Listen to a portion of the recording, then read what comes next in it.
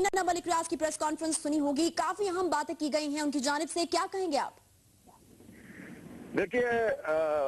बहुत अफसोस की बात है कि एक दफा फिर कुरान पाक को इस मामले में लाया गया है और मलिक रियाज साहब जो हैं वो 2009 में नवाज शरीफ और आसिफ जरदारी साहब की जब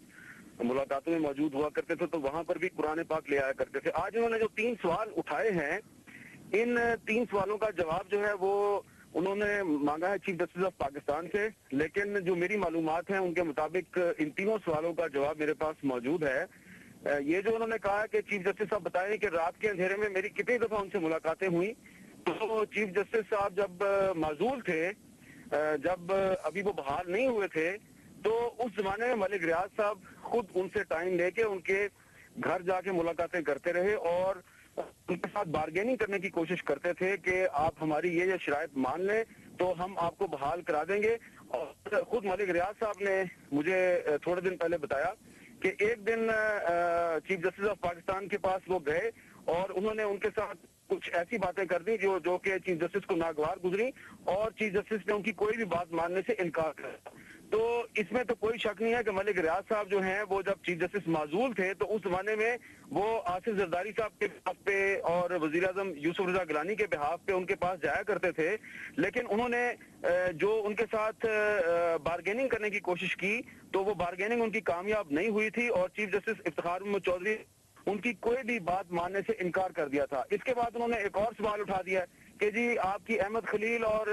अरसलान इफ्तिखार की और चीफ जस्टिस की और आजम की कितनी मुलाकातें हुई हैं। तो ये भी एक इत्तफाकिया मुलाकात जो है ये करवाई गई थी। पिछले साल ईद के मौका पे अरसलान इफ्तिखार अपने वालिद को अहमद खलील के घर लेके गए थे और चीफ जस्टिस को नहीं पता था कि वहां पे वजीर आजम को भी आना है और अचानक वहां पे जब वजीर आजम साहब आ गए तो सिर्फ एक रस्मी सलाम दुआ हुई थी और उसके बाद चीफ जस्टिस ऑफ पाकिस्तान वहां से चले गए थे। तो ये मलिक रियाज साहब ने इसको स्कैंडलाइज करने की कोशिश की है। उसने वो कुरान पाक को भी ले आए हैं। उन्होंने कहा कि अरसलान इफ्तिखार एक डॉन था। तो सवाल ये पैदा होता है कि उनका जो अपना दामाद है वो इतनी रकम क्यों लुटाता रहा अरसलान इफ्तिखार पे, जबकि किसी भी केस में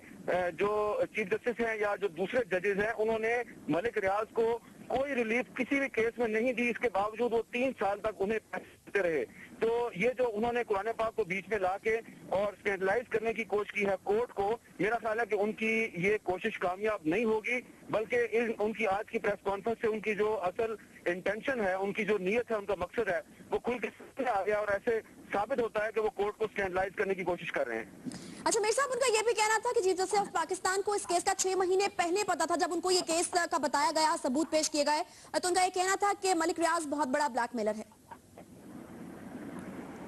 ये उन्होंने कहा होगा, अब उनको सबूत पेश करना चाहिए कि उनकी चीफ जस्टिस के साथ कहां पे मुलाकात हुई थी। लेकिन आज उन्होंने कोर्ट में भी मैं मौजूद था, कोर्ट में भी उन्होंने